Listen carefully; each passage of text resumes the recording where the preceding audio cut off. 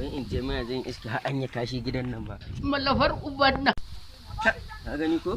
Ka gani bari in je duba ɗakunan. Mutanen nan ko?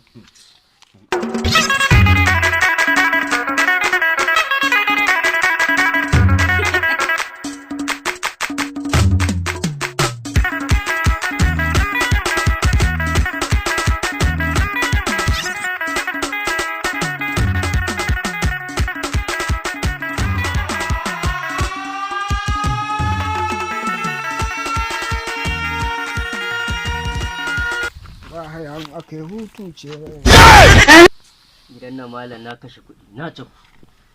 Amma har yanzu wahala ake ko falesta ba ai ba.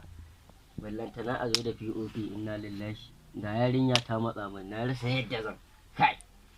Inna lillahi Allah ka shige mun gaba al'amura na. Ha Allah shi kyauta. Allah shi. Hai. Yau ga wani ɗan iska nan shaye-shaye zo ma ko kashi bari dai in ɓoye. Zan gani.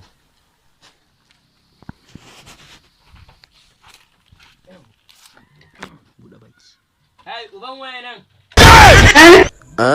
Uban waye nan? Waye ke mun kashi a gida? Waye ce ka miƙe? Waye ce ka miƙe? na duka Allah Waye ce ka duka? na duka na miƙe Uban waye ce ka miƙe to? Allah Waye sa ka? Uban me ka zo yi? Jara na zo yi gyara gurin ne. Ka ga wajen yayi alamun datti ne?